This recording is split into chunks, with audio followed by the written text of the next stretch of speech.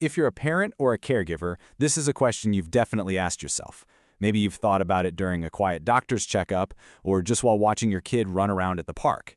It's a question that connects all of us. It seems like such a simple, personal concern, right? But what's fascinating is that when we zoom out and look at this on a global scale, the answer to this one question, well, it uncovers a massive and really critical health crisis. And the scale of this is just staggering, because undernutrition, it's not just about a child being a little small for their age. It's a contributing factor in more than 1/3 of all deaths in children under 5. That's a really tough number to even think about.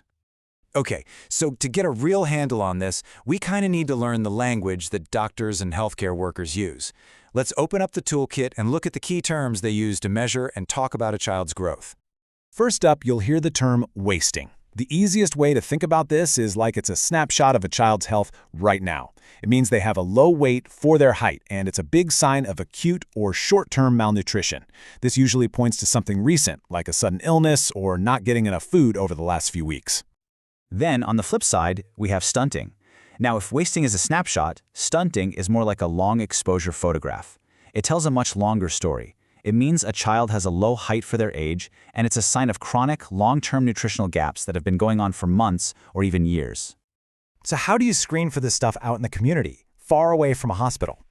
Well, one of the most powerful tools is actually one of the simplest. It's called the mid-upper arm circumference, or MUAC.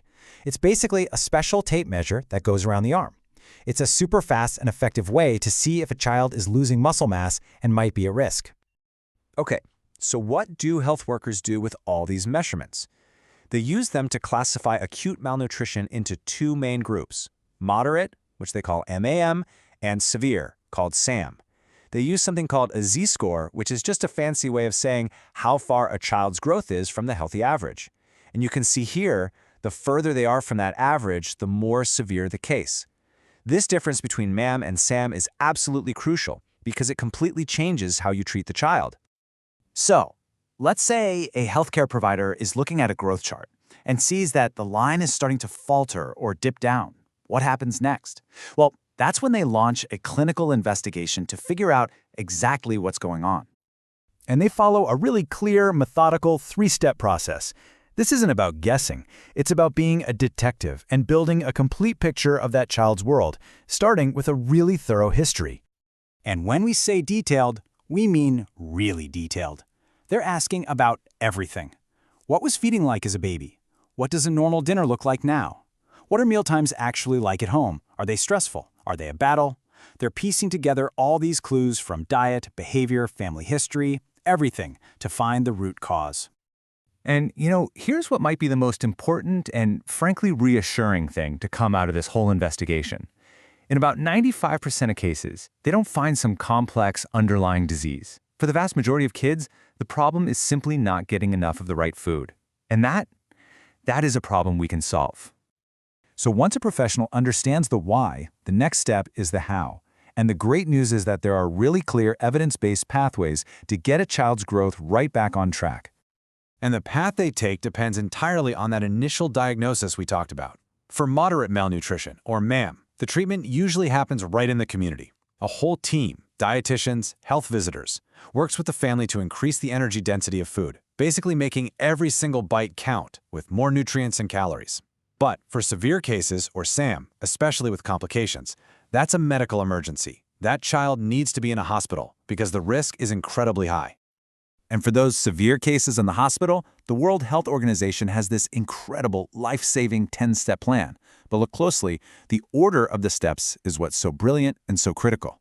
Notice how the first few steps have nothing to do with food. It's all about stabilizing the child, treating things like low blood sugar, dehydration, and infection first. Why? Because a severely malnourished child's body is so fragile, it literally can't process food properly yet. You have to repair the system before you can refuel it. Only then can you start cautious feeding and get them on the road to catch up growth. Now, we've focused a lot on weight, but that's really only half of the growth story. Remember stunting from the beginning? That's all about a child's height or stature. So let's take a quick look at what the extremes, being very short or very tall for their age, can tell us. When a child is very short, a lot of the time it's just genetic. Short parents tend to have short kids. But it can also be the very first red flag, the first clue that there might be an underlying medical condition going on, like a chronic illness or a hormone issue that just needs a closer look. And the exact same logic applies at the other end of the chart. Being very tall is most often just inherited from tall parents, but it's still so important for doctors to rule out certain genetic syndromes or an excess of hormones that might be pushing their growth into overdrive. So, when you boil it all down, here's the crucial point. A single dot on a growth chart is just one piece of data at one moment in time. But when you connect those dots over months and years, they create a line. And that line tells a story. It's a powerful narrative about a child's health, their nutrition, their environment, their whole world. And understanding that story is the very first step to making sure it has a healthy, happy ending.